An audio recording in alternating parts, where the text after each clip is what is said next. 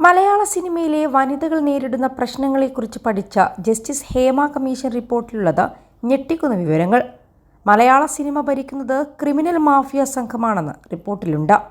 പ്രായപൂർത്തിയാകാത്ത പെൺകുട്ടികൾ വരെ ചൂഷണം ചെയ്യപ്പെടുന്നുവെന്നും റിപ്പോർട്ടിൽ പറയുന്നു.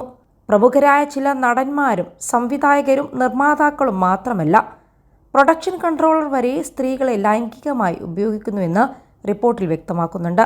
15 അംഗം ക്രിമിനൽ മാഫിയയാണ് മലയാള സിനിമ ഭരിക്കുന്നത്. പവർ മാഫിയ എന്നറിയപ്പെടുന്ന ഇവരാണ് ആരൊക്കെ സിനിമയിൽ നിലനിൽക്കണമെന്ന് തീരുമാനിക്കുന്നത്. ഇവർക്ക് ഇഷ്ടമില്ലാത്തവരെ സിനിമയിൽ വിലക്കുന്നത് അതീവ ഗൗരവത്തോടെ കാണണമെന്നും റിപ്പോർട്ടിൽ പറയുന്നുണ്ട്. പവർ ഗ്രൂപ്പിന്റെ ഭാഗമായുള്ളവർക്കാണ് സെറ്റിൽ കാരവാൻ സൗകര്യങ്ങൾ ഒരുക്കുന്നത്. പോക്സോ പോലും ചുമത്തേണ്ട കുറ്റകൃത്യങ്ങളുണ്ട്. ലഹരി പാനീയങ്ങളോ മയക്കുമരുന്നോ ഉപയോഗിച്ച ശേഷം നിരവധി ലൈംഗിക പീഡനങ്ങൾ നടന്നിട്ടുണ്ട്. പല അഭിനേതാക്കളും സെറ്റിലെത്തുന്നത് മദ്യം കഴിച്ചിട്ടാണെന്ന് സ്ത്രീകൾ കമ്മിറ്റിക്ക് മൊഴി നൽകി. സഹകരിക്കുക, വിട്ടുവീഴ്ച ചെയ്യുക, ഈ 2 വാക്കുകളാണ് സ്ത്രീകൾക്ക് ഏറെ പരിചിതം. അവസരം ലഭിക്കണമെങ്കിൽ നടന്മാർ മുതൽ പ്രൊഡക്ഷൻ കൺട്രോളർമാർക്ക് വരെ കിടക്ക പങ്കിടേണ്ട അവസ്ഥയാണ്. പലരും ക്രൂരപീഡനത്തിന് ഇരയായിട്ടുണ്ട്. വളരെ ബോൾഡ് എന്ന് കരുതുന്ന നടിമാർക്കും മോശം അനുഭവം ഉണ്ടായിട്ടുണ്ട്. സിനിമയിൽ എല്ലാറ്റിനും കോഡുണ്ട്.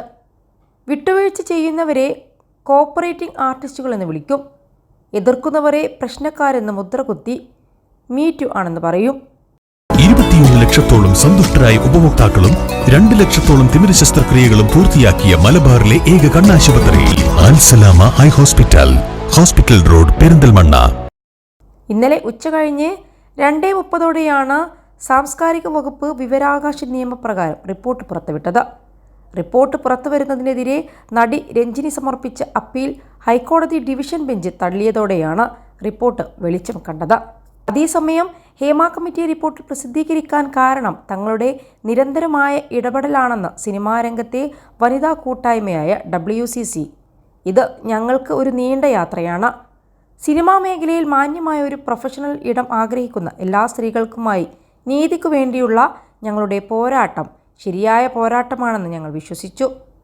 ഇന്ന് അത് ശരിയാണെന്ന് തെളിഞ്ഞു. ഈ റിപ്പോർട്ട് പുറത്തെത്തിക്കാൻ ഏറെ ദൂരം സഞ്ചരിച്ചു. ജസ്റ്റിസ് ഹേമക്കും സംഘത്തിനും നന്ദിയെന്ന് WCC വാർത്താക്കുറിപ്പിൽ അറിയിച്ചിട്ടുണ്ട്. അതേസമയം ശുപാർശകൾ നടപ്പാക്കാൻ സർക്കാർ വേണ്ട നടപടി സ്വീകരിക്കുമെന്നും പ്രതീക്ഷിക്കുന്നതായും WCC വ്യക്തമാക്കിയിട്ടുണ്ട്.